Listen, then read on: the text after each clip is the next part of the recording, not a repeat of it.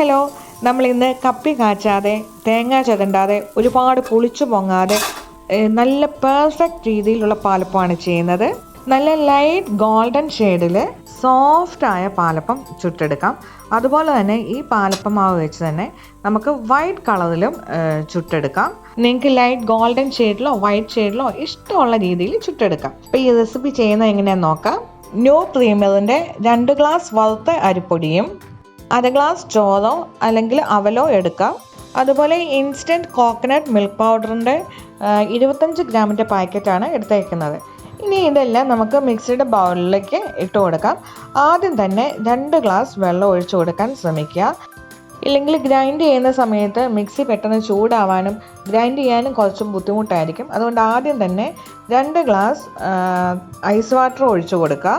ഇനി ഇതിലേക്ക് 1/2 കപ്പ് ചോറ്, ഇനി 2 ഗ്ലാസ് വറുത്ത അരിപ്പൊടി, എല്ലാം സെയിം അളവുള്ള കപ്പിൽ തന്നെ എടുക്കണേ. ഇനി ഇതിലേക്ക് 25 ഗ്രാം കോക്കനട്ട് മിൽക്ക് പൗഡറൂടെ ചേർത്ത് കൊടുക്കുക. ഇനി ഇതിലേക്ക് 5 ടേബിൾ സ്പൂൺ പഞ്ചസാരയാണ് ചേർത്ത് കൊടുക്കുന്നത്. മിനിമം 4 ടേബിൾ സ്പൂൺ പഞ്ചസാരയെങ്കിലും ചേർക്കുക. നിങ്ങളത് നിങ്ങളുടെ മധുരം അനുസരിച്ചിട്ട് അഡ്ജസ്റ്റ് ചെയ്യുക. ഇനി 1 ടീസ്പൂൺ നിറച്ച് ഉപ്പും 1/2 ടീസ്പൂൺ ഇൻസ്റ്റൻറ്റ് ഈസ്റ്റൂടെ ചേർത്ത് കൊടുക്കുക. എന്നിട്ട് ഒരു 1/4 ഗ്ലാസ് തണുത്ത വെള്ളത്തോടെ മുകളിൽ ഒഴിക്കുക. എന്നിട്ട് 1 മിനിറ്റ് മിക്സിയിൽ നല്ലപോലെ അരയ്ക്കുക. അതിനുശേഷം മിക്സി തുറന്ന് ഒരു സ്പാച്ചില ഉപയോഗിച്ച് ഒരു തവി ഉപയോഗിച്ച് ഇതിൻ്റെ അകവശം മൊത്തം ഇളക്കി കൊടുക്കുക. കട്ടകളൊന്നും ഇല്ലാതെ ഒന്ന് ഇളക്കി കൊടുക്കുക. എന്നിട്ട് വീണ്ടും ഒരു 2 മിനിറ്റ് നല്ലപോലെ ഫുൾ സ്പീഡിലിട്ട് ബ്ലെൻഡ് ചെയ്തെടുക്കുക. നമ്മുടെ പാലപ്പത്തിൻ്റെ മാവ് നല്ലപോലെ പതഞ്ഞ് വന്നിട്ടുണ്ട്. ഇത് ഏകദേശം ദോശമാവിനേക്കാളും സ്വല്പം ഒരു ലൂസായ പരുവത്തിലാണ് നമ്മൾ അരച്ചെടുത്തേക്കുന്നത്. ഇനി ഇതൊരു 9 തൊട്ട് 10 മണിക്കൂർ വരെ റെസ്റ്റ് ചെയ്യാൻ വെക്കുക. ഈ മാവ് ഇപ്പോൾ ഏകദേശം ഒരു 8-9 മണിക്കൂർ കഴിഞ്ഞിട്ടുണ്ട്. ഇതിപ്പം കുറച്ച് തിക്കാണ്. അതുകൊണ്ട് ഞാൻ കുറച്ച് പശുവും പാല് ഇതിലേക്ക് ഒരു 1/4 കപ്പ് പശുവും പാല് ചേർത്ത് കൊടുക്കുകയാണ്. അപ്പം നിങ്ങൾ മാവ് ഒന്ന് ഇളക്കി നോക്കി അതിൻ്റെ കൺസിസ്റ്റൻസി അനുസരിച്ചിട്ട് പാല് ചേർക്കാവൂ. അപ്പം ദോശമാവിനേക്കാളും കുറച്ച് നീണ്ട പരുവത്തിലാണെന്നുണ്ടെങ്കിൽ പാല് ചേർക്കേണ്ട ആവശ്യമില്ല. ഈ മാവ് പുളിച്ചു പോകാതെ 2 ദിവസം വരെ ഫ്രിഡ്ജിലിരിക്കുക.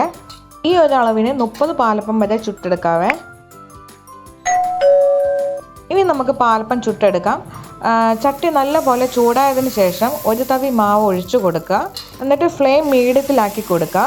എന്നിട്ട് ഇതുപോലെ പതുക്കെ ഒന്ന് ചുറ്റിച്ച് കൊടുക്കുക. ഒരുപാട് സ്പീഡൊന്നും വേണ്ട, ഒന്ന് പതുക്കെ ഈ ഒരു ഞാൻ കാണിക്കുന്ന സ്പീഡിൽ ചുറ്റിച്ചെടുക്കുക. എന്നിട്ട് മൂടി വെച്ച് 1 മിനിറ്റ് വേവിച്ച് എടുക്കുക. ഇതുണ്ട്, നമ്മളുടെ വൈറ്റ് കളർ പാലപ്പം റെഡി ആയിട്ടുണ്ട്. ഇനി ഇതുപോലെ തന്നെ എല്ലാം നമുക്ക് മീഡിയം ഫ്ലെയിമിൽ വെച്ച് ചുട്ടെടുക്കാം.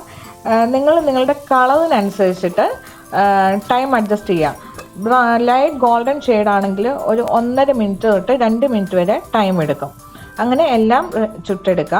അപ്പോൾ ഈ റെസിപ്പി എല്ലാവർക്കും ഇഷ്ടപ്പെട്ടു എന്ന് വിശ്വസിക്കുന്നു. ഷെയർ ചെയ്യാൻ മറക്കരുതേ. Thank you.